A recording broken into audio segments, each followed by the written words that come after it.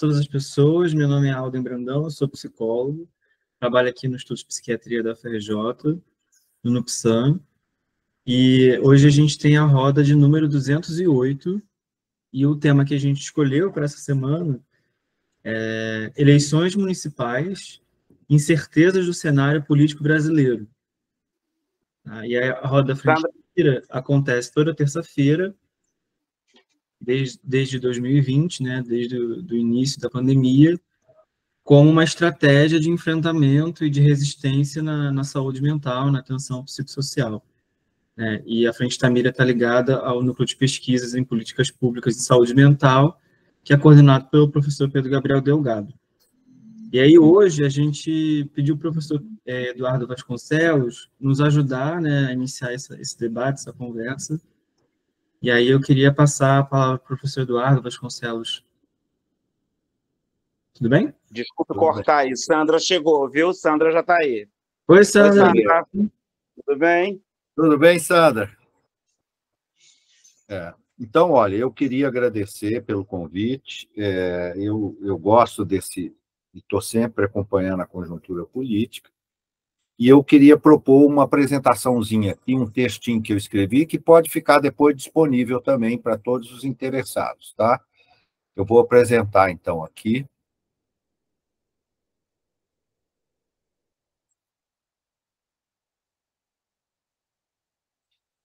Então, eu pensei nessa coisa da conjuntura política, eleições municipais e saúde mental. A maior parte da minha fala está disponível nesse livro, Curso de Formação em Saúde Mental e Luta Antimanicomial. E eu queria começar com uma questão da conjuntura política mais ampla, não só no Brasil, mas também nos países ocidentais, porque nós temos um fenômeno hoje que pega praticamente os países ocidentais como um todo.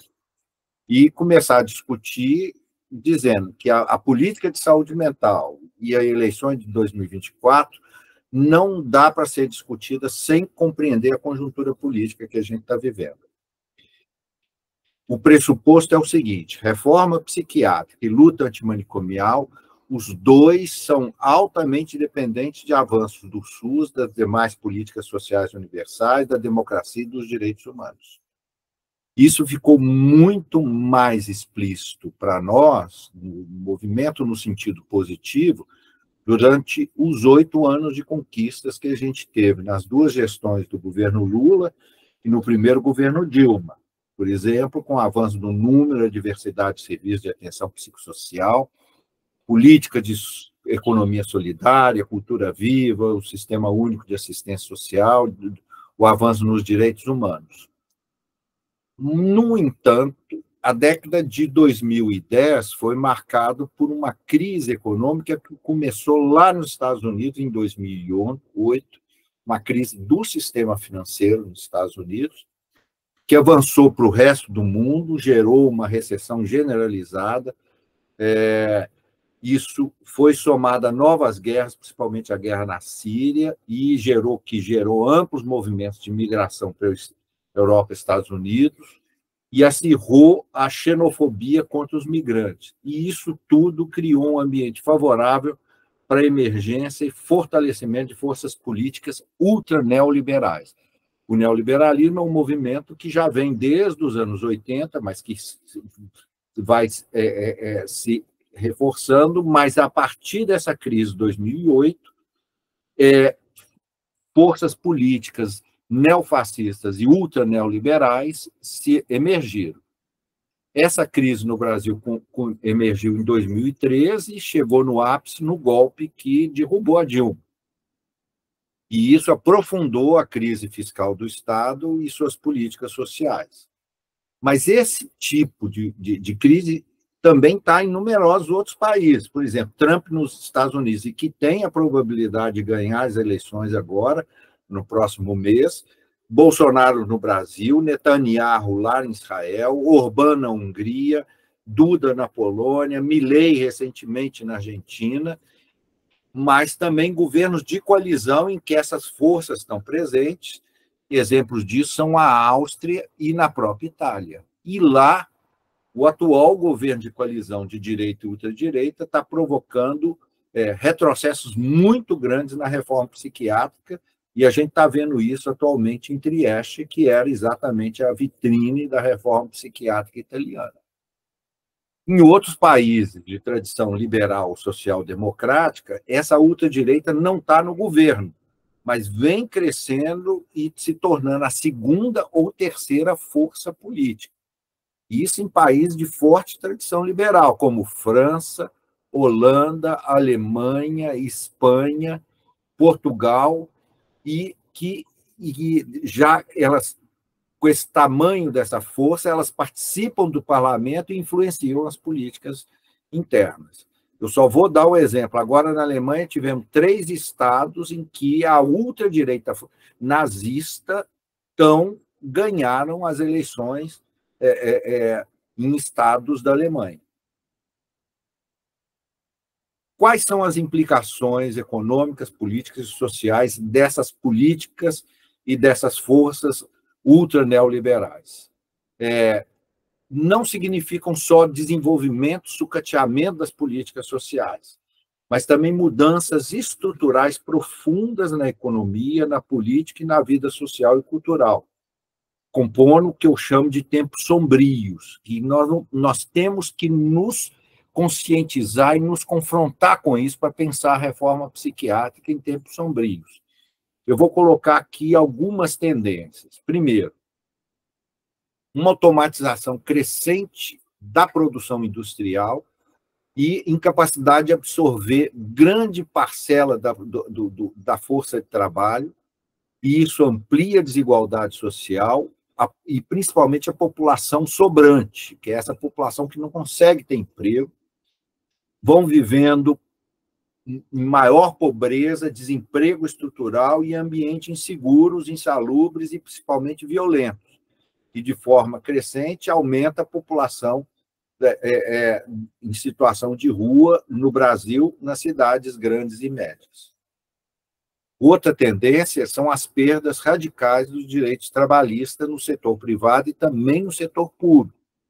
A gente está vendo terceirização crescente, uberização, ou seja, um vínculo via aplicativo da internet, como a gente vê no Uber, ou trabalhadores transformados em empresas individuais, que a gente chama PJ, ou pessoa jurídica, ou também MEI aqui no Brasil. E isso aumenta a rotatividade e a perda dos planos de carreira, de formação, de experiência, e de perda de sentido ético entre os trabalhadores das políticas sociais públicas, como acontece no SUS e está acontecendo massivamente na rede de saúde mental do país. Outra tendência, as poderosíssimas empresas de tecnologia digital, que são donas dos principais softwares, dispositivos e redes sociais. O exemplo do Musk, que é o dono do X, ele é o cara mais rico do mundo. Então, não é uma sociedade anônima, é o cara sozinho. Esse cara é de ultradireita, associado ao Trump, tem enorme poder econômico e político e defende e abre espaço para valores ultraneoliberais e para qualquer notícia, informação de fake news com formas de violência e crime. Grandes contingentes das pessoas se informam apenas por bolhas de comunicação e não pelos outros meios de comunicação, e nessas bolhas você tem disseminação em massa das fake news, e o próprio dispositivo lá gera polarização ideológica, porque são as mensagens que geram indignação que prendem o sujeito, e isso vai minando a democracia por dentro em nome da liberdade individual e de imprensa. Os caras falam aí, tem que ter completa liberdade, inclusive para fazer fake news, violência, etc, etc. E o que a gente está vendo é que, nos períodos eleitorais, esses influenciadores digitais, alguns têm milhares, mas alguns têm milhões de seguidores, que então ganham um imenso poder de manipulação política. O exemplo é o Marçal, o candidato a prefeito lá em São Paulo, que tem um crescimento. Ele não está vinculado a nenhum partido propriamente, ele é um cara completamente independente, vem das redes sociais e tem hoje praticamente o terceiro lugar nas eleições em São Paulo. Depois, nós temos a emergência de forças políticas e governos autoritários, neofascistas mesmo, com políticas belicistas com outros países. Várias dessas forças se aliam com as milícias, com o narcotráfico, atividades econômicas que arrasam o meio ambiente. A gente viu o Bolsonaro, como ele destruiu a estrutura do IBAMA e do Instituto, daquele instituto. Gente, me desculpe a minha memória, eu perco. Oi? Chico Mendes. Chico Mendes, né? E disseminam arma na população, eles são ligados à indústria armamentista, ele institucionaliza, faz a disseminação ou tenta instalar a internação forçada de desviantes, população em situação de rua, ou mesmo desenvolvem projetos de necropolítica, que é genocídio em massa. Nós vimos isso com Bolsonaro aqui durante a pandemia, né? Ele descuidando ou ele próprio receitando remédios que não tinham nada a ver com a Covid. E o que é a gente está vendo hoje o Netanyahu com os palestinos na faixa de Gaza, nas Cisjordânias e nos últimos dias está fazendo matança também no Líbano. Outra tendência, incapacidade das principais entidades internacionais, governos e países, de se articular, investirem e responder à crise climática. E isso abre espaço para essas políticas econômicas agressivas ao meio ambiente, e a gente está vendo esses fenômenos climáticos extremos, como as queimadas no Brasil inteiro, né, as cheias no Rio Grande do Sul, e que atingem principalmente as classes populares. Outra tendência é o crescimento vertiginoso das igrejas neopentecostais mais fundamentalistas. Elas difundem o que a gente chama de teologia da prosperidade, que é de cunho muito individualista, com valores muito conservadores, e que tem claramente um projeto explícito de poder, de conquistar o poder político no executivo e no legislativo, e que se tornaram forças auxiliares do bolsonarismo e da ultradireita em geral. Eles e essas forças políticas disseminam discursos políticas machistas, racistas e homofóbicas, com pauta de costumes muito conservadoras, e isso ataca as conquistas que nós temos tido das maiorias e minorias, como das mulheres, da população preta ou negra, indígena, LGBTQIA+, imigrantes, etc. E na esfera cultural, a última tendência que eu quero ver são várias dimensões. Cultura extrema de individualismo, diluição dos vínculos e afetos, a cultura da prosperidade pessoal e ostentação de riqueza nas redes sociais, essa valorização narcisa dos corpos supermalhados, né, nas academias, em detrimento dos esportes coletivos e cooperativos, competitividade econômica levada ao absurdo, o tempo sempre acelerado, todo mundo conectado 24 horas por dia, inclusive os trabalhadores, e o consumismo como resposta para o desconforto e mal-estar. E isso tudo, principalmente as questões mais violentas, aumenta a incidência dos quadros de depressão, pós-trauma, fobia, ansiedade, e agrava as formas mais severas de sofrimento mental. E também nós temos um aumento nos indicadores de automutilação, suicídio ou de tentativas de suicídio. Nós assistimos no governo Bolsonaro, né, cuja gestão significou não só a deterioração dos quadros de saúde mental, com esses indicadores, mas claramente uma política de contra-reforma psiquiátrica. Em 2020, se não fosse a reação do movimento antimanicomial, eles teriam revogado todas as portarias da atenção psicossocial. E foi só a nossa reação que não permitiu isso, né? Mas, e gerou também retrocesso em todas as outras políticas sociais. O governo Lula assumiu em 2023, o ano passado, mas ele foi obrigado a ceder, primeiro, parte dos ministérios dos partidos conservadores, e, segundo, vem tendo fortes limitações na sua agenda e gestão. Quais são as principais razões disso? Um vasto poder conquistado por essas forças da ultradireita no Congresso em 2022, mas também nos governos e no poder legislativo de numerosos estados e municípios, né? A gente está vendo no Rio de Janeiro, governo estadual, em São Paulo, governo estadual municipal, claramente associados ao Bolsonaro, etc, etc. As pesquisas indicam também uma persistência praticamente intacta, desde 2022, dessa polarização político-ideológica na população do país, influenciada pelo bolsonarismo, pelas igrejas neopentecostais, mais fundamentalistas, e pelas redes sociais ultraconservadoras. E algo que é importante nesse momento, que são as emendas obrigatórias de deputados federais e senadores em suas bases municipais. Essas emendas, parte delas não tem qualquer controle público, a gente não sabe quem indicou essas emendas, para onde vai. A gente está vendo imensa corrupção, mas isso dá um poder imenso a esses deputados e senadores no momento das eleições municipais, como agora. Como é que isso repercute na conjuntura, como eu vejo nas eleições municipais? Primeiro, há um quadro muito desafiador, indicado pelas pesquisas atuais para prefeito, e o Globo publicou ontem um quadro, eu não vou dar o quadro todo, mas só um indicativo para vocês, como é que os candidatos da direita e da ultradireita vão mostrando maior chance de vitória ou de avançar no segundo turno nas capitais do país.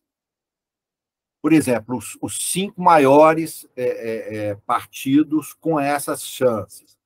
União Brasil, com 11 candidatos, o PL do Bolsonaro, com 9 candidatos, o PSDB, que é de direita, mas não ultradireita, com 7, mas também faz alianças com o bolsonarismo, o MDB também com alianças com o bolsonarismo, tem 6, e o PT, 6 candidatos avançando. Só para vocês terem ideia da quantidade de candidatos com chances de chegar no segundo turno.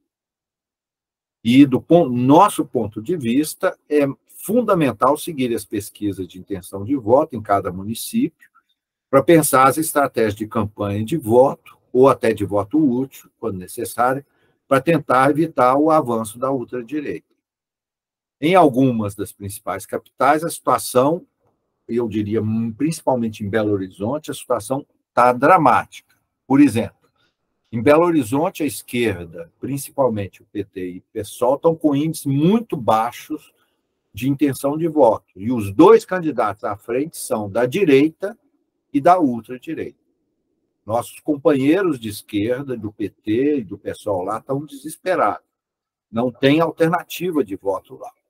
Em São Paulo, a grande questão é esse Marçal, que é um influenciador de redes sociais, com discurso de outsider e um discurso muito violento. A gente viu como é que ele provocou a cadeirada que ele recebeu. Ontem teve um debate e ele acabou gerando uma confusão, outra confusão em pleno, ao vivo na TV. E o Marçal nós temos o risco dele chegar a entrar no segundo turno. Ainda tem, nas últimas pesquisas, ele tem menos os indicadores, o Nunes está em primeiro lugar, o Boulos em segundo. Felizmente, essa agressividade do Marçal está aumentando a rejeição dele, mas existe a chance dele ir para o segundo turno, então nós vamos ter Nunes e Marçal, só para vocês terem ideia. O Marçal, ele mostra claramente o seguinte, que a tendência à ultradireita não é tão dependente assim do Bolsonaro. O Bolsonaro critica o Marçal, ele não tira o chapéu, o Marçal não tira o chapéu para o Bolsonaro, quer dizer, nós vemos essa influência, né, das redes sociais e desses influenciadores. No Rio de Janeiro, nós temos o atual prefeito Eduardo Paes, ele é de direita, tem uma estratégia do PT, né, de apoiá-lo, ele pode ganhar no primeiro turno, mas se houver segundo turno, ele certamente disputará com Ramagem, que é o candidato do Bolsonaro. O nosso candidato do PSOL, Tarcísio Mota, tem uma intenção de voto oscilando em torno dos 6 pontos percentuais, né? Então, a situação é menos dramática que em Belo Horizonte, né? Outra coisa que eu queria chamar a atenção, estamos terminando, é a importância das pesquisas sobre os temas de maior relevância para a população no processo de decisão sobre o voto. No Rio de Janeiro, a violência urbana constitui a principal preocupação da população nesse processo eleitoral. Não é à toa que a gente está vendo que é o principal tema das campanhas dos candidatos a prefeito. E a gente chama atenção nos municípios do interior, quais são esses temas mais relevantes para cada município. Isso é importante a gente ter conhecimento. E a última sessão é como que o movimento antimanicomial pode atuar em uma eleição municipal. Primeiro, promovendo discussões com os trabalhadores, as pessoas, usuários familiares, sobre as eleições, temas e questões mais relevantes do campo da saúde mental, para a continuidade da reforma psiquiátrica e ampliação dos serviços de saúde mental. Outra coisa importante é procurar identificar, conhecer, entrar em contato e apoiar candidatos que já mostraram apoio ou assumem explicitamente a reforma psiquiátrica e a luta antimanicomial como objetivo de seus mandatos. E nós construímos aqui no Rio de Janeiro, junto com a nossa frente parlamentar antimanicomial na Alerj, uma plataforma eleitoral para discussão de base no movimento. Na semana passada, aqui na frente Estamira, nós descrevemos essa plataforma e discutimos, e na semana que vem nós vamos trazer aqui os candidatos que aderiram completamente a essa plataforma. O prazo para adesão é até amanhã dos candidatos. Sandra, se você topa, vamos conhecer essa plataforma e aderir a ela. Então, e esses candidatos são aqueles que concordam e se comprometem a lutar por todas as propostas colocadas na plataforma, mas em muitos municípios, e aqui também no Rio, há muitos candidatos de centro e de centro-esquerda que não concordam com a plataforma como um todo, que não teriam coragem de assinar a plataforma, mas que podem apoiar o movimento antimanicomial e a rede de saúde mental e alguns tópicos de nossas lutas e podem significar um suporte importante em cada município.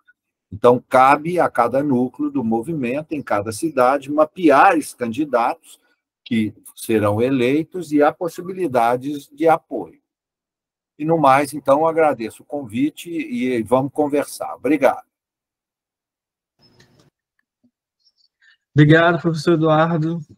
Foi muito elucidativo assim, a leitura da conjuntura que você fez. Traz diversos elementos para a gente tentar entender como é que a gente chegou até aqui.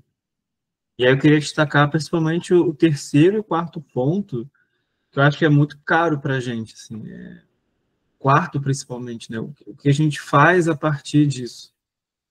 Eu também queria já te pedir assim, se a gente pode fazer uma parceria de publicar esse material que o senhor fez no Instagram da Frente Estamira, assim, a gente faz uma formatação mais parecida com a linguagem do Instagram, porque eu acho que tem ferramentas nesse material que o senhor fez que podem ajudar coletivos, né? Uhum. Então, a gente pode conversar. Fica à vontade. Obrigado, professor. Então, assim, eu queria passar a palavra, né, para quem quiser se inscrever, é só levantar a mão. Eu vi que o Adilson levantou a mão, mas também sei que a Sandra queria falar. Você quer falar primeiro, Sandra? Ou vamos pela ordem da mão? Vamos pela ordem, né? Então, Democraticamente. você levanta a mão, por favor, para ficar na fila. Levanto. Pronto, levantei. Perfeito. Então, vamos começar com o Adilson. Tá aí, Adilson? Olá, Tudo bem? boa tarde para todas, para todos, para todos. Sou Adilson aqui de São Paulo, capital. E assim, a gente também da articulação lá do grupo que está fazendo o manifesto para a gente pediu lá o comitê lá nos ministérios, né? Para a gente ter mais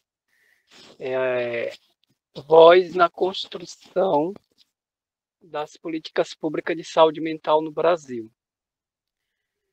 Eu escrevi aí sobre o comentário dos candidatos de São Paulo, Pablo Marçal e o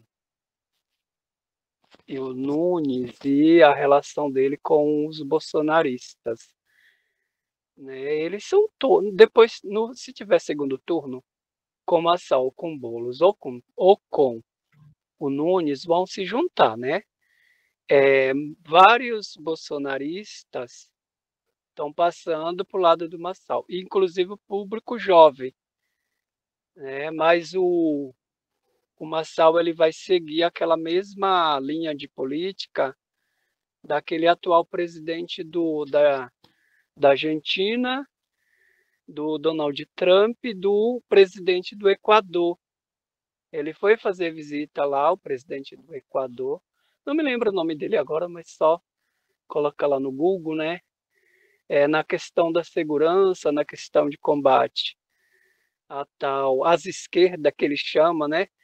E aos comunistas. Eu não sei de onde que tirou esses comunistas se nosso regime é democrático. Acabei também de falar com um pessoal do Rio Grande do Sul que o filho do Ustra, ele está candidato lá a um cargo, eu não me lembro se é vereador lá no Rio Grande do Sul, filho do coronel Ustra, né? E a gente acabou comentando agora, num grupo de direitos humanos, como que o TSE do RS aceita um tipo de candidatura dessa, né?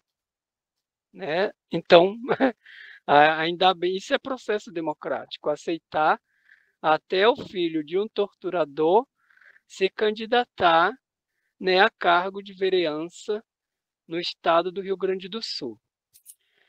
Aí tem um outro ponto aí que eu perguntei no chat, que é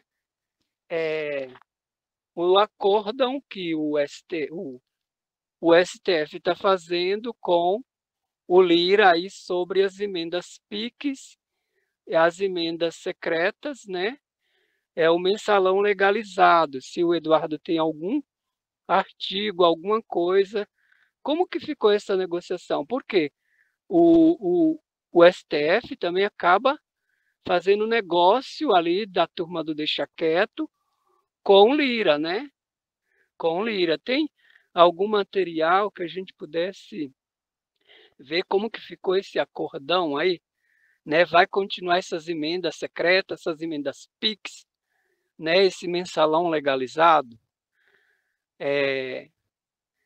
E assim, eu quero fazer só um acréscimo aqui também, que o movimento antiproibicionista, ele também fez uma campanha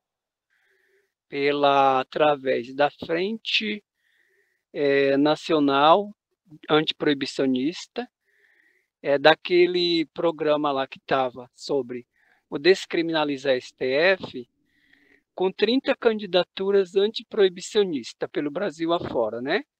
Que são gente que defende a legalização das drogas, da maconha, né? E também de várias outras pautas que atravessam a política sobre álcool e outras drogas. E não sei se está tudo nessa plataforma, outras pessoas usuárias que se candidataram também da saúde mental em outros partidos, até de linha de extrema-direita, com essa pauta saúde mental também. Saúde mental, antimanicomial, pessoas com deficiência, quer dizer, uma pauta também que está tomada por outros partidos de extrema-direita ou alinhado à extrema-direita. Tá? E bom que o Eduardo veio falar aqui. E assim, já falar com o Alden, o pessoal da rede, você poderia depois colocar no YouTube também, para a gente depois ter acesso no canal do YouTube. Obrigado, paro por aqui. Obrigado, Dilson. Agora, Galba. Oi, boa noite. Vocês estão me escutando? Sim. Eu estou na Sim. rua. Então, eu me chamo Galba, sou assistente social. Eu sou daqui de Recife, certo? Então, algumas coisas, né? O professor Eduardo, assim, me lembrou muito o professor. Acho que quem casa num diálogo com o senhor é Ricardo Antunes, que é quando o senhor deve conhecê-lo, né? Por conta da precarização que ele fala do trabalho, não é? Tendo que ele tem esse objeto, para quem não conhece, né, ele é sindicalista, enfim, marxista, ele é uma pessoa bastante interessante, e ele fala bastante do objeto do trabalho e da precarização. Aqui, a título de eleição, eu moro em Olinda, na verdade, certo? Olinda está abandonada, um horror de violência, um sítio histórico, né? Está sustentando pelo que já é patrimônio histórico, né? Olinda só tem 3 CAPS, certo? Um de cada tipo. Aí você tem uma luta agora entre um partido que está há 8 anos, de gente fundamentalista, com a esperança de uma renovação com um candidato do PT, 29 anos, da periferia de Olinda, advogado, preto. Então, estamos na esperança de que o candidato do PT ganhe, que se chama Vinícius Castelo, mais conhecido como Vini. Ele já é vereador. Recife, como a gente diz nos plantões, está pago. Recife, provavelmente, o prefeito do Recife deve ser o prefeito mais bem votado do Brasil, certo? Depois vocês observem, ou um dos, eu acho que o mais bem votado, ele tem 80% do eleitorado, ele é filho de Eduardo Campos, neto de Miguel Arraes, vem de tradição política, ele é muito jovem. A política aqui é na contradição, eu acredito que a política é contraditória. Eu acho que um exercício com muita dificuldade que a gente tem que fazer é também citar as coisas boas, porque as pessoas do mal, do outro lado, elas só observam, elas querem também um discurso da gente pautado no ruim só, não é? E pensando nas contradições, você tem abertura de serviços como centro de cultura, você tem abertura de ambulatórios com outra perspectiva, você tem estruturação de serviços. Eu trabalho hoje num serviço totalmente novo, que não tem uma cadeira velha. Aí, contraditoriamente, você tem residências terapêuticas contratualizadas, naquele esquema de dizer que convênio é a mesma coisa que o SUS, né? Então, você tem uma política na contradição. E você teve também concurso público, para a gente citar um pouco o bom e o não bom, né? Então, provavelmente, ele vai ser o prefeito, eu acho, mais bem votado do Brasil. Isso é aqui em Recife. E, assim, a preocupação que eu trago, professor e todo mundo, né? Assim, como a gente está aqui num público privilegiado, que tem militância, um professor, gente de serviço, etc., militantes, mas como a gente traduzir esse discurso de esquerda com a população usuária? Não no sentido de direcioná-la, mas no sentido de fazer vê-la, né? Ver para ela ver como fazer a comunicação de esquerda, né? De uma forma... porque, veja bem, o discurso da direita ele é um discurso muito fácil de assimilação. São jargões, não é? Família e pátria, bandido bom, bandido, como é, até uma historinha aqui, um ditadozinho, Então, eles fazem jargões muito rápidos. Como desconstruir isso? Eu tenho para mim, sabe? Eu estava pensando sobre isso, porque a gente vai ter que propor grupos no serviço, quem não está fazendo, eu tenho que ampliar isso. Eu tenho para mim que tem que fazer algum grupo ligado à mídia, sabe? Eu trabalho com adolescentes, veja que desafio. Um grupo, como desconstruir o discurso da direita perante a população, como fazer diálogo com a esquerda. Então, isso é uma coisa que vem me motivando a pensar numa perspectiva de intervenção, já que eu, como assistente social, mas como CAPS, de como traduzir um grupo que traduz a comunicação de esquerda. Eu penso que desconstruir fake news é um bom serviço que um técnico de CAPS faz com a população.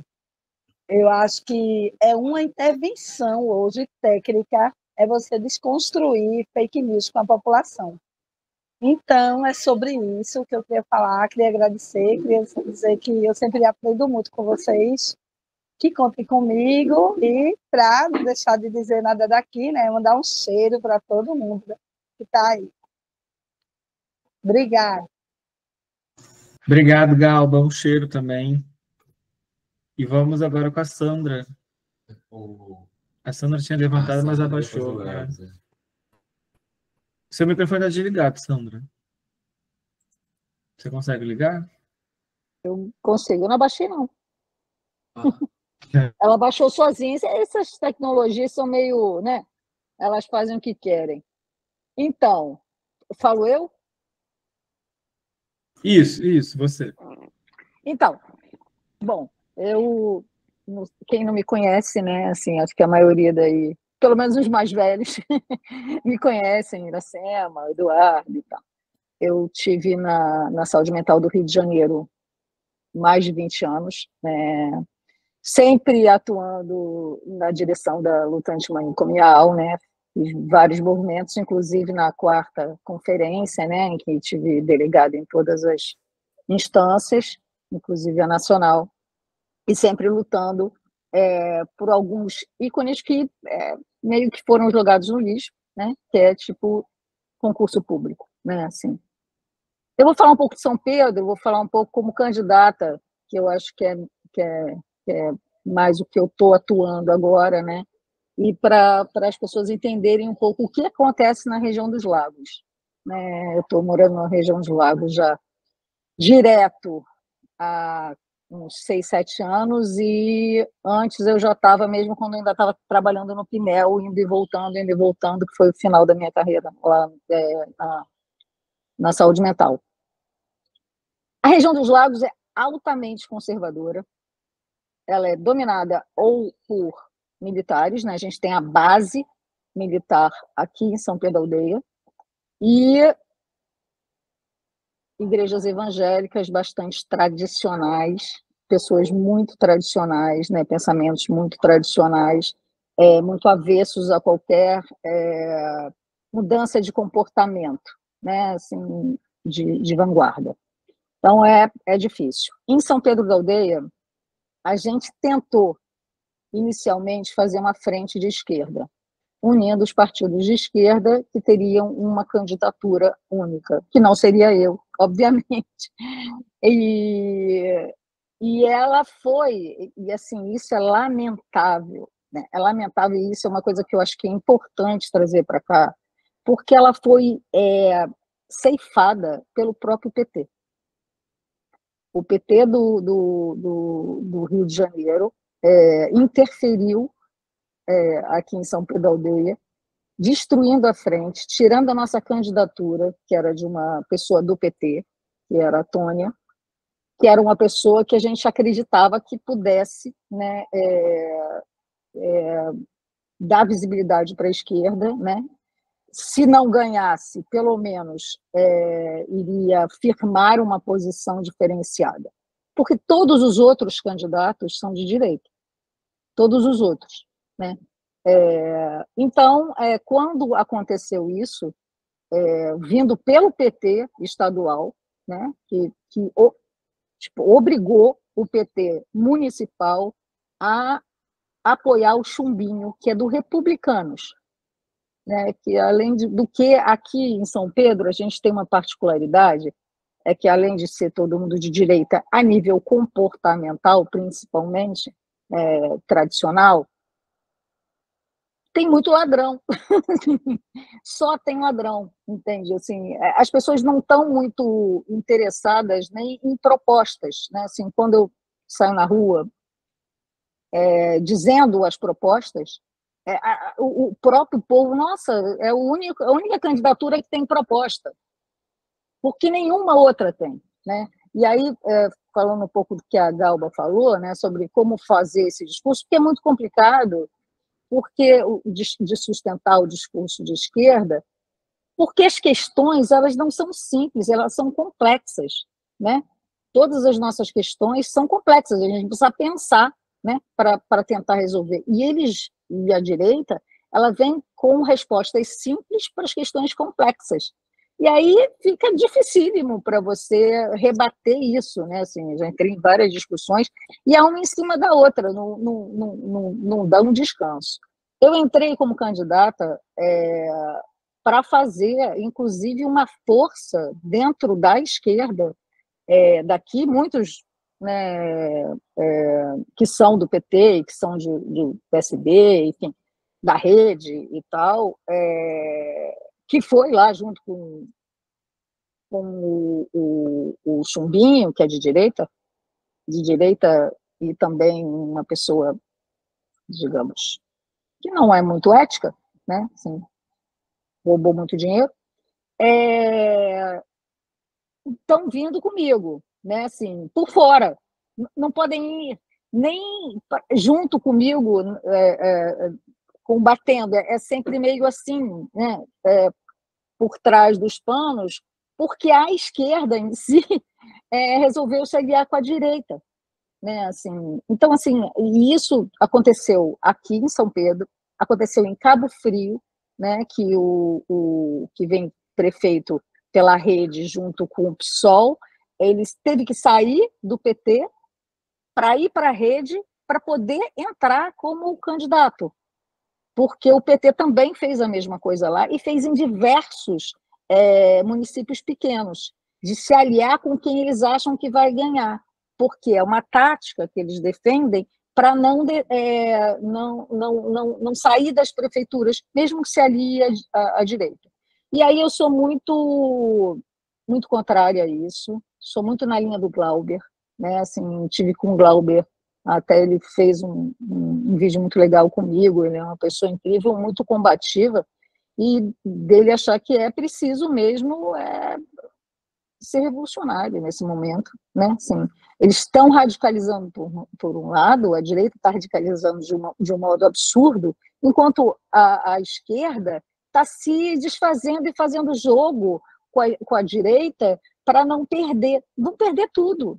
A gente vai perder tudo, porque se abriu espaço totalmente, se dividiu totalmente, principalmente nos municípios pequenos, né? Assim, na esperança de ganhar uma migalha, né? Assim, como se fosse possível daqui a 4 anos o Republicanos apoiar um candidato de esquerda para a presidência da República. Então, a situação é muito dramática aqui, especificamente para falar da saúde mental, que é o que importa. Eu gostaria de receber essa plataforma. Se eu recebi, eu não vi, porque assim quando você é candidata, eu sou candidata de teimosa, né? Assim, para afirmar que tem esquerda em São Pedro Aldeia, e aí tentar juntar esse grupo, né? Mais no intuito, mais do que ganhar, é de firmar uma posição, dizer que não, todos os outros são direitas, mas a gente tem uma candidatura de esquerda, né? Voltando para a saúde mental, só para completar a minha fala, a gente até tem uma rede razoável, a gente não tem CAPS-AD, né? Isso é uma coisa que eu boto na minha plataforma, que a gente precisa ter CAPS-AD. Mas o que estraga aqui, principalmente a saúde, que está muito ruim, e a saúde mental que vai junto, é porque não se faz concurso público. E o que acontece nos municípios pequenos é que, então, se faz aquela seleção simplificada, que, na verdade, se bota quem quer. Então, se bota o amiguinho do vereador, o amigo do prefeito, entende? E aí, cara, não tem como... não tem como você fazer o SUS valer, porque eu mesmo uso o SUS, né, vou no SUS, e as pessoas que estão lá não sabem o que é SUS, porque são pessoas colocadas lá dentro, tem pouquíssimos concursados, né? Assim, então, também está na minha plataforma concurso público para a saúde e para a educação. Se a gente não conseguir isso eu venho batendo nessa tecla desde que eu estou no Rio de Janeiro. E assim, eu entendo que as pessoas, tem algumas pessoas contratadas por OS e tal, que são engajadas, que são legais, são de esquerda, mas essas mesmas, por serem assim, elas precisam estar com a gente na luta para o concurso público. Porque a única maneira de você ter pessoas que entendam do SUS, que possam se alinhar, que não precisem ficar do ladinho do prefeito, porque senão perdem o emprego, são pessoas concursadas. E a gente vem perdendo essa história há muito tempo, desde que eu estava no Rio. Então, assim, eu acho que é uma luta que a gente precisa retomar. Eu não vejo maneira de você fazer um SUS eficiente e um SUS realmente SUS, né? Porque não se sabe se a gente não tiver concurso público, se a gente não tiver pessoas que realmente entendam, que tenham que estudar, principalmente para a saúde mental, né? Você não tem continuidade de tratamento, nem clinicamente se sustenta, né? Mesmo que seja um excelente profissional, mas ele pode ser mandado embora a qualquer hora. Como é que você dá um tratamento para uma pessoa que precisa de um tratamento durante a sua vida inteira, na saúde da família? A saúde da família não existe aqui em São Pedro da Aldeia, por exemplo. Simplesmente não existe. Existe em 2 lugares, e o que eles acham que é saúde da família, porque quem está na secretaria também não entende nada de SUS, acha que saúde da família é ACS na rua. Só isso. Não entende que é a porta de entrada do SUS, não entende nada, assim, e são colocados só porque são amigos dos poderosos de São Pedro da Aldeia. Enfim, então estou de teimosa, a minha ideia é estar de teimosa, de estar falando isso para a população, de estar tentando plantar uma semente com algumas pessoas de esquerda que vieram comigo, e na população também, e principalmente na saúde e na saúde mental. Então, assim, por exemplo, o que eu penso de mudança estratégica é concurso público, principalmente deixar quem quer trabalhar em saúde mental nos serviços, porque o que acontece aqui é que as pessoas são colocadas lá meio que para poder habilitar o serviço. E são pessoas que, além de não entenderem nada de saúde mental, são colocadas lá forçadas e ficam o tempo todo querendo sair. Porque, na verdade, era só um emprego que eles estavam querendo, né? Enquanto isso, tem uma faculdade de psicologia aqui, tem 2 faculdades de psicologia em Cabo Frio, que poderiam, né, são pessoas que poderiam estar fazendo concurso público, estar interessadas em saúde mental, né? A gente nem sei se tem ainda, mas o Luiz Lessa estava dando supervisão lá, da gente conseguir pegar pessoas que são afinadas com a reforma, que são afinadas com as nossas propostas de tratamento e tal, de saúde mental, e estarem nos serviços, porque essas pessoas que estão no serviço, elas querem sair. Elas passaram lá para arranjar um emprego e estão procurando outro. Então, a gente está perdendo de goleada. Essa aqui, pelo menos em São Pedro, está muito difícil, né? Assim, e infelizmente, né, a possibilidade é que esse prefeito, que é PL, que é o Pastel,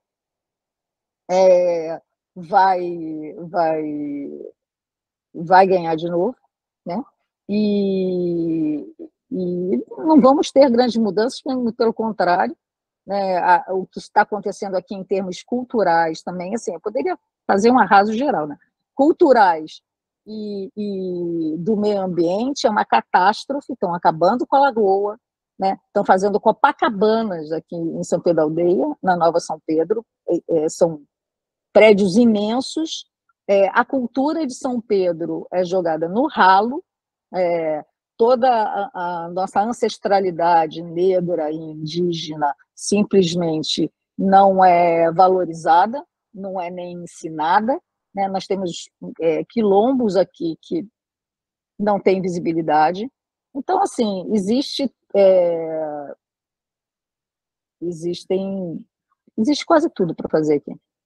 Assim, a minha visão é difícil, a gente está lutando, eu e algumas pessoas, da UP, da Unidade Popular, está junto comigo, e a gente está tentando, pelo menos, plantar uma raiz. Mas é desolador.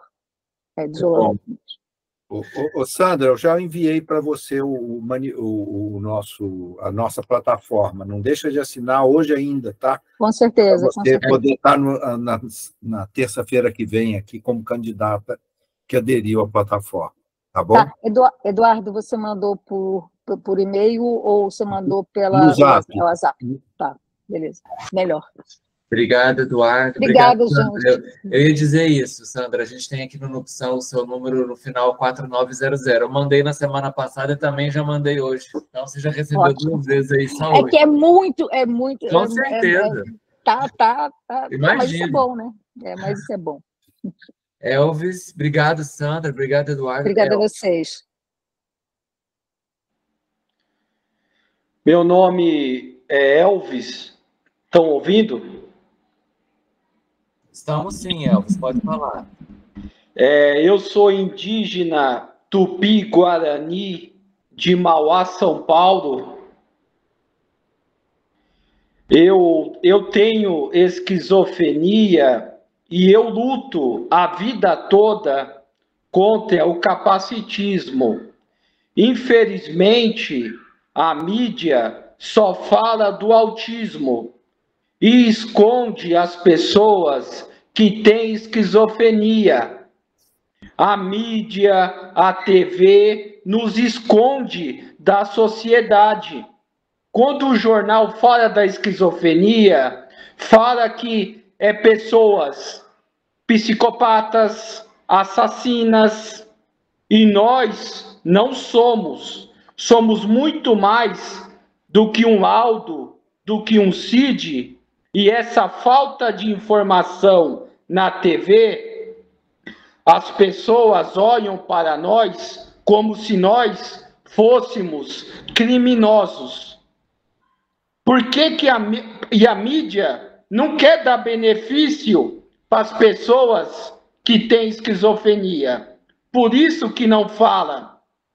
Quando você pega o trem, o metrô, você só vê o símbolo do autismo.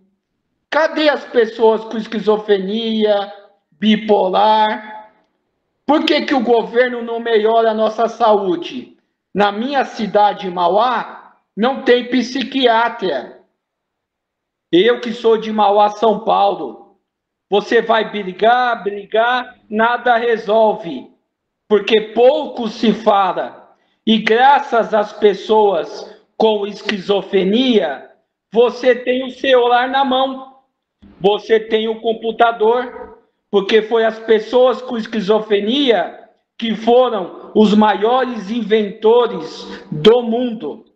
Mas é pouco, não é falado. A TV nunca fala de pessoas com esquizofrenia que venceram na vida. Só fala que é para falar. É perigoso, é psicopata. E aí, quando você vai procurar emprego, nenhuma empresa quer te contratar porque você tem esquizofrenia, porque o jornal prega que quem tem esquizofrenia é um perigo para a sociedade. E aí somos discriminados. Igual a Sandra estava falando do concurso público. O concurso público é capacitista em sua estrutura. Se abre 10 vagas para normais e uma para deficiente. Aonde existe igualdade de oportunidades, quando governo, abre uma vaga para deficiente e 10 para normal. O concurso público tem capacitismo. Temos que lutar contra isso.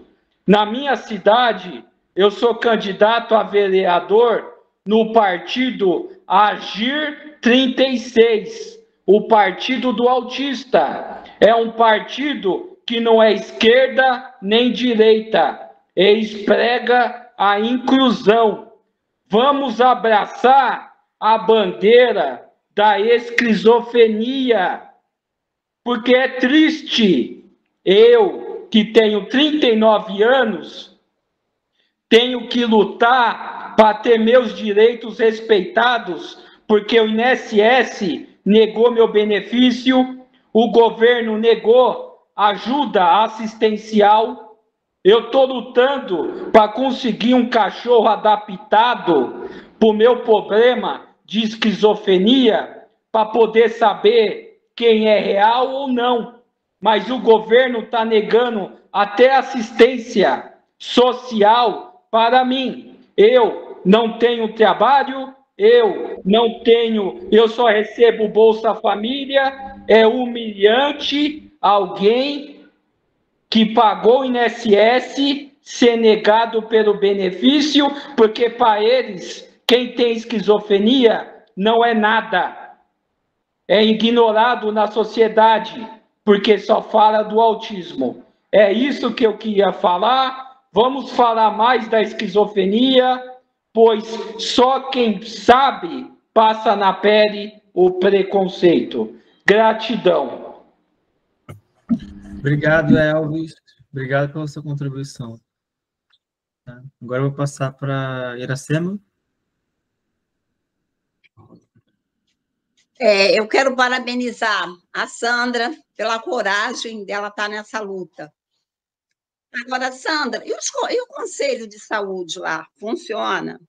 Eu já tive ali várias vezes em São Pedro, quando estava para fazer uma formação de associação no CAPS, e que até hoje não conseguiram formar a associação. Fui lá várias vezes, tentamos fazer o estatuto, e depois, uma vez também, eu fui na faculdade de Cabo Frio, falar um pouco da reforma. O que você falou, eu concordo. Tem profissional de saúde que acho que nem nunca leu a Lei 10.216, eles querem um emprego, mas não querem ter trabalho. É isso que a gente está vendo hoje em dia.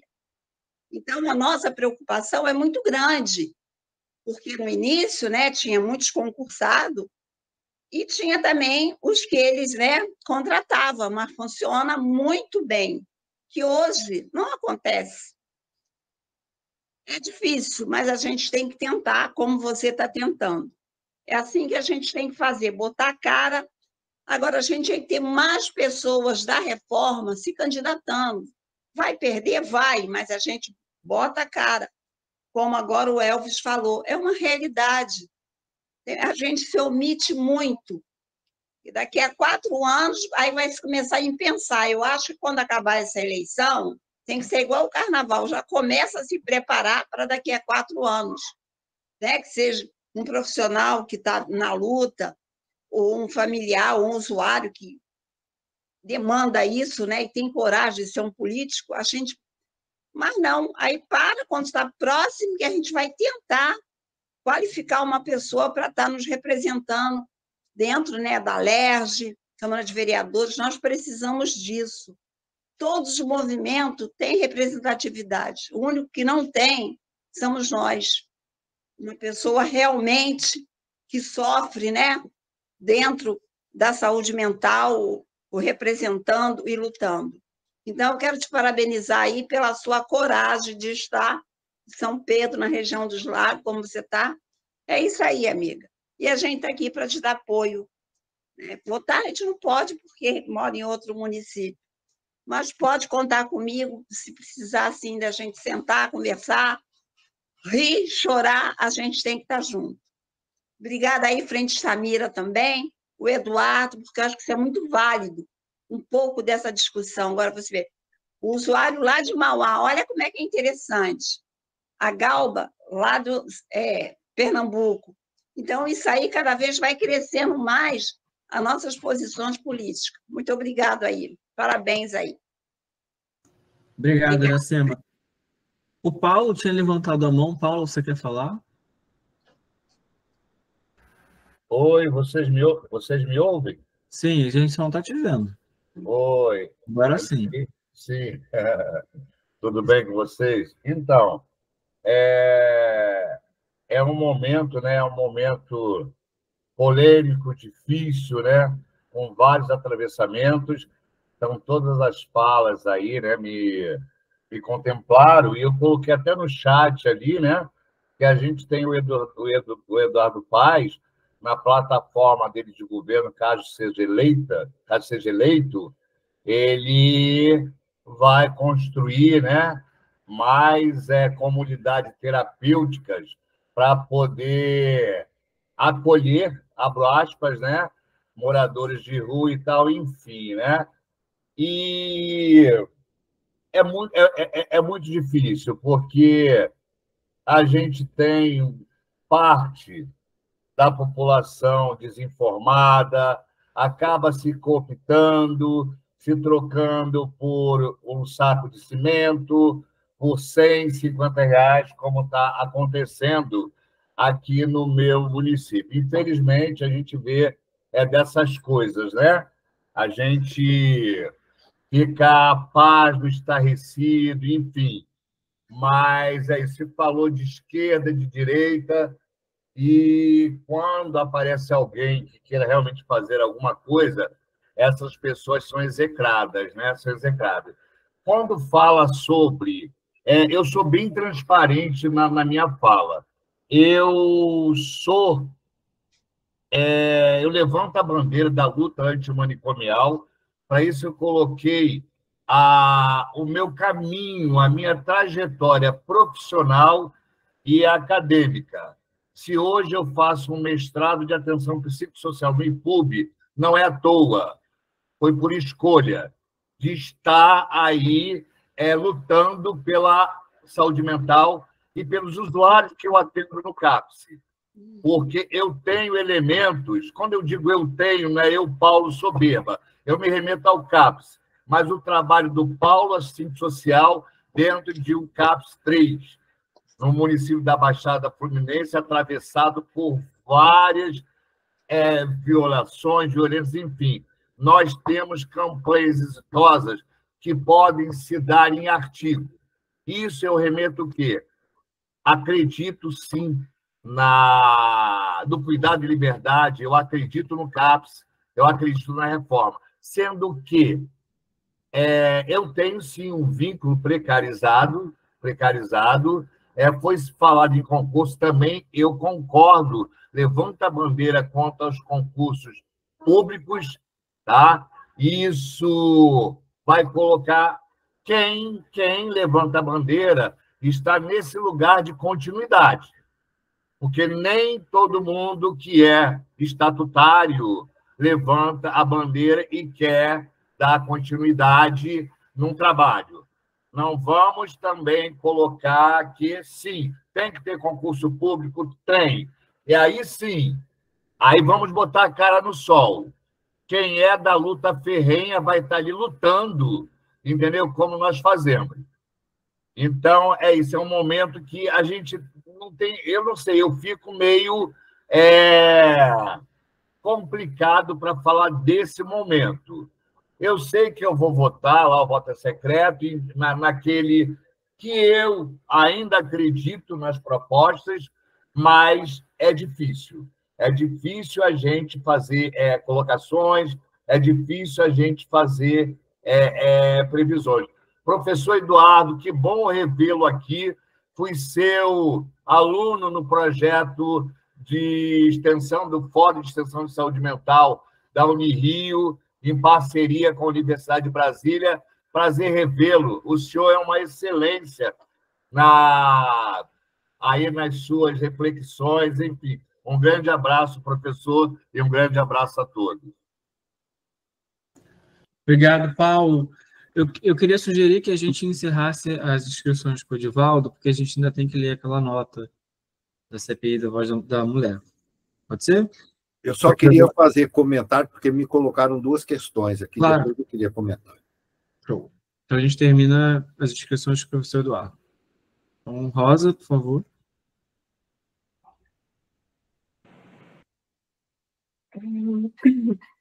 Eu estou entendendo que aqui a gente está colocando algumas pautas, não é isso, para candidatos. O Elvis, ele falou sobre os aspectos da criminalização de pessoas que sofrem transtorno mental.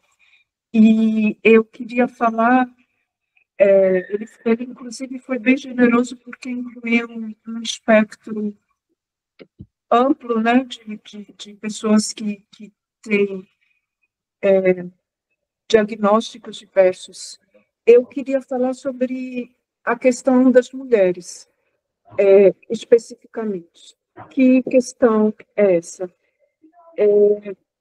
O governo está propondo uma meta ambiciosa, corajosa e necessária, que é o feminicídio zero. Acontece que muitas mulheres chegam às delegacias ou centros de atendimento à mulher, né? E elas chegam, digamos assim, com sequelas dos abusos e das violências. E se elas têm um diagnóstico de transtorno mental, elas imediatamente podem ser não só desqualificadas e desacreditadas, como até criminalizadas de uma certa forma, porque ficam imediatamente suspeitas de coisas como, por exemplo, alienação parental ou qualquer outra coisa do gênero. Eu acho que a necessidade, se existe essa vontade política realmente do feminicídio zero, é preciso entender que muitas mulheres acabam tendo quadros de graves sofrimentos mentais por causa da violência doméstica, por causa da violência de gênero. Então, essas mulheres que já têm sequelas, chegam nos centros de atendimento e são desacreditadas, isso só vai aumentar a violência sobre elas, só vai torná-las mais vulneráveis à violência, porque elas são desacreditadas, vão voltar para casa sem serem atendidas, né? E elas provavelmente podem se tornar, inclusive, ou vítimas de feminicídio, ou mesmo, a gente está no Setembro Amarelo, né? De suicídio, né? E aí, essas nem vão entrar nas estatísticas do feminicídio. Então, com isso, existe uma outra questão também, que vai no caminho oposto, que é que, de saída, mulheres com deficiência e mulheres que têm quadros de transtornos e outros diagnósticos, elas, por pesquisas que já foram realizadas, elas são mais vulneráveis à violência doméstica. Então, por isso tudo, eu acredito que, bom, diante dos relatos de precariedade da própria rede de atendimento à saúde mental, eu sei que é quase um sonho, uma utopia falar disso, mas eu acho que é necessário que exista uma conversa, um diálogo, alguma conexão entre a rede de saúde mental, em particular as assistentes sociais, talvez, e os centros de atendimento à violência doméstica, porque um tem que conversar com o outro. Nos centros de atendimento à violência doméstica, tem que haver um letramento mínimo sobre saúde mental, para entender que uma mulher que chega, às vezes, com uma fala verborrágica, com um pensamento desconexo, ela pode estar apresentando sequelas justamente da violência doméstica. Então, não é para voltar para casa, é para ser ouvida de alguma forma. Tem que ter algum diálogo entre a saúde mental e o atendimento à mulher. Senão, a meta de feminicídio zero não vai funcionar. E, por outro lado, na própria rede de saúde mental, tem que se passar da inércia. Não é só nos atender e nos dar medicação, não é isso? Tem que nos atender, nos dar medicação, e tem que haver algum tipo de encaminhamento, de algum tipo de diálogo também com a rede de atendimento à mulher. Outro dia, estava no CAPES que me atende, e eu conheci uma moça que ela tomou tanta pancada na cabeça que fez coágulos. E eu não tive coragem de perguntar para ela, mas eu fiquei me perguntando se ela já tinha um quadro antes de sofrer essa violência, ou se ela apresentou um quadro justamente irreversível devido a essas sequelas da violência. Então, aos candidatos que porventura se apresentarem, eu imploro isso. Não adianta um mote grandioso, grandiloquente como o feminicídio zero, se ele não está acompanhado de um investimento real em todos os âmbitos, seja na rede de atendimento à mulher e seja também na saúde mental, porque lá, com certeza, vocês encontrarão muitas mulheres que estão lá por causa da violência doméstica e que podem ser as futuras vítimas. Era isso que eu queria dizer. Desculpem, mas eu não tenho como não falar disso. Não tem que pedir desculpa não, Rosa. Super importante que você fala. Tá? Queria passar agora para o Edivaldo. Bom, boa tarde a todos e todas. Eu sou Edivaldo, sou do coletivo Participação. Eu queria assim, só fazer em cima da fala do Eduardo, trazer um resgate histórico e dizer que a gente teve momentos muito importantes na saúde mental. A gente conseguiu, em 2001, aprovar a Lei 10.216, a gente teve uma ampliação significativa do número de CAPs, da RAPS, a gente avançou muito num determinado momento da história. Mas, em 2002, num curso de Direito Social organizado pelo desembargador Sérgio Verani e pela professora Esther Arantes, aí teve uma aula do professor chamado Jacob Gorender. Jacob Gorender, ele era o tradutor dos livros que vinham da União Soviética, dos livros russos. E na aula, o título da aula dele era Um Mundo à Direita. Eu acho que ele estava pensando no presidente da França, Nicolas Sarkozy, que dizia ser de esquerda, fazia um discurso de esquerda, mas a prática dele era uma prática de direita. Então, naquele ano de 2002, Jacob Gorender já anunciava que o mundo estava caminhando para a direita. Nós tivemos a crise econômica que o Eduardo colocou em 2008 nos Estados Unidos, que se alastrou para o mundo todo, e no Brasil nós tivemos a questão dos esquemas de corrupção da Operação Lava Jato. Então, nós vivemos momentos históricos bons e estamos vivendo um momento histórico muito difícil agora.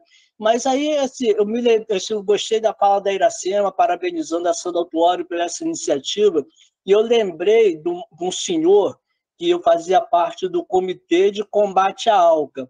A ALCA era a Área de Livre Comércio entre as Américas, onde os produtos das Américas iam circular livremente, sem impostos, entre os países. Isso ia acabar com a produção nacional dos países da América Latina. Então, eu fazia parte do Comitê de Combate contra a ALCA, e um senhor aposentado, ele chegou na frente da reunião com o pulso erguido e disse o seguinte: se na época do nazismo a gente desistisse, a gente perdesse a esperança, como seria o mundo hoje? Então, é essa lembrança que eu trago aqui, assim, lembrando que a Iracema parabenizou a Sandra Autuori pela essa coragem que ela está tendo em fazer a candidatura. Eu acho que a gente tem que analisar os momentos históricos, não perder a esperança e continuar fazendo isso que a gente tem feito, a mobilização. Aqui o espaço da Frente Estamira é um espaço muito importante, onde a gente consegue debater temas muito sérios. Então, era um pouco essa mensagem de esperança que eu queria trazer aqui para essa roda de conversa. Obrigado. Obrigado, Edivaldo. A Rosa é da onde? A Rosa é aqui do Rio. Oi? Eu morei minha vida quase toda na Bahia, só vim para o Rio recentemente. Ah, legal. Obrigado, Rosa. Agora, professor Eduardo, por favor. Tá fechado. Está fechado seu microfone.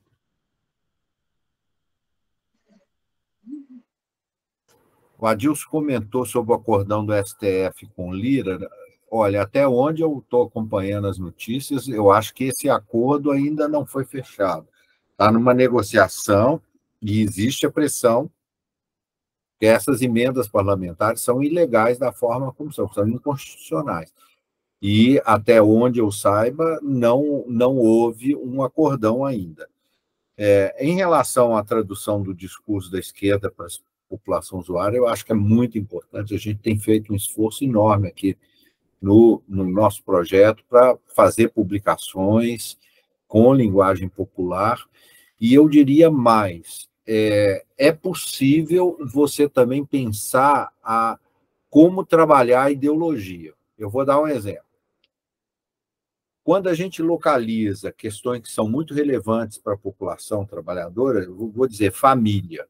Hoje eu acho que essa que eu chamo de interpelação, né, foi apropriada pelo Bolsonaro. E o Bolsonaro associa com machismo, o modelito pai-mãe, né, família heterossexual, etc., etc., né, conservadora, que expulsa os seus membros gays, etc.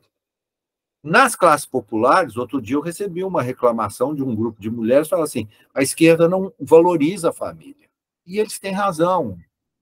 É importante a valorização da família para as classes populares, é uma unidade econômica, é uma unidade de produção de cuidado, só que nós podemos valorizar a família, mas associando com outras coisas.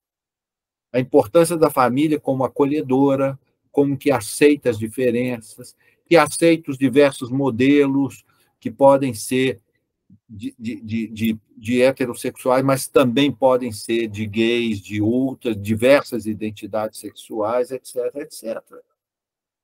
Então, assim, a gente tem que identificar essas interpelações, ou esses termos, ou esses temas que são muito importantes para as classes populares, e tentar fazer um deslocamento para aquilo que hoje na esquerda são importantes e que, na verdade, esse tema da família hoje é um tema apropriado pela direita, pelo Bolsonaro e pela ultradireita.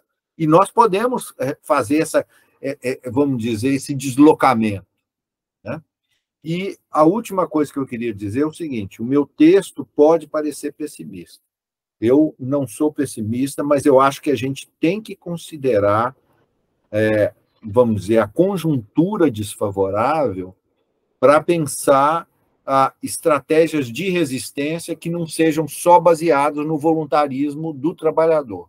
Porque senão, se a gente pensar, eu vou segurar a reforma psiquiátrica na unha, no meu corpo, esse trabalhador vai se esgotar. E é por isso a importância de entender conjuntura, entender os avanços possíveis e, principalmente, o seguinte, é possível fazer pequenas inovações, mesmo num ambiente desfavorável. E depois a gente sistematiza essas inovações e, numa conjuntura mais favorável, a gente amplia para o Brasil inteiro. Foi assim, os 2 primeiros CAPs foram feitos assim. Foram 2 experiências em São Paulo e que depois a gente sistematizou e ampliou. Então, mesmo em conjunturas desfavoráveis, a gente tem que manter a luta e manter o processo criativo, mesmo que seja na micropolítica. Era só isso que eu queria dizer. Obrigado, e na semana que vem vamos apresentar os candidatos aqui que aderiram ao nosso programa. Sandra, estamos contando com você semana que vem, tá bom? Obrigado, Eduardo. O que eu ia falar agora no final é isso que você trouxe, né? Assim, de que o seu texto pode parecer pessimista, mas acho que a gente precisa estar atento, né? Alarmado ao que está acontecendo para que a gente possa seguir, e não é só no individual, como você disse, né? Não é sustentar no próprio corpo sozinho. só para a gente poder caminhar para o final, eu sei que já são 6h30, mas a gente recebeu o contato do coletivo Voz Materna, e o que eu vou falar agora, Rosa, vai muito ao encontro do que você trouxe, que é o coletivo de proteção à infância Voz Materna, representado lá pela Cibele, lá do Rio Grande do Sul, pedindo para que a gente pudesse manifestar e fizesse uma manifestação pública ao trabalho que elas estão realizando, porque vão propor um grupo, eu não entendi direito, mas algo parecido, ou talvez seja isso, um grupo de trabalho no evento do G20. E aí a gente produziu, né, lá eu, junto com ela, um textinho, e eu queria passar pela aprovação do grupo antes da gente publicar. É um texto curto, mas eu gostaria de ratificar ele aqui. Então, peço rapidamente a paciência de vocês, rapidinho, para a gente poder fazer isso.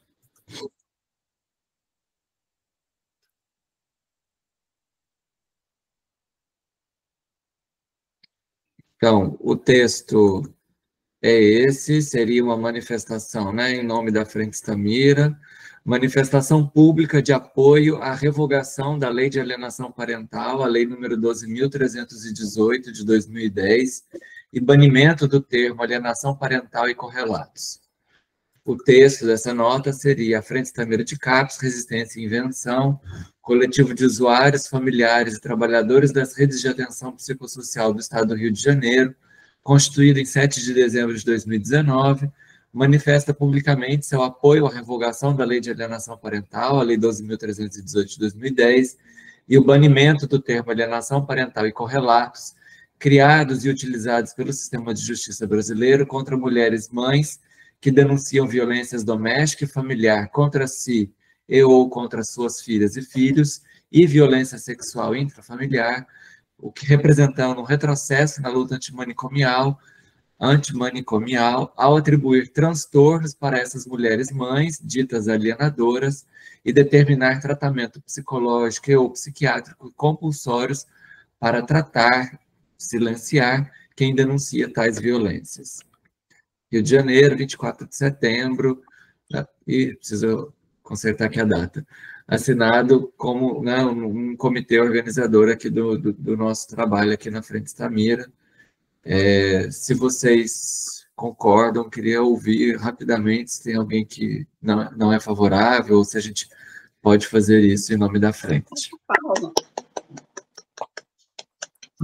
Então, eu vou consertar aquela data que eu escrevi errado, e aí a gente eu passo para a Cibele ainda hoje. Obrigado, gente. Eu concordo, plenamente.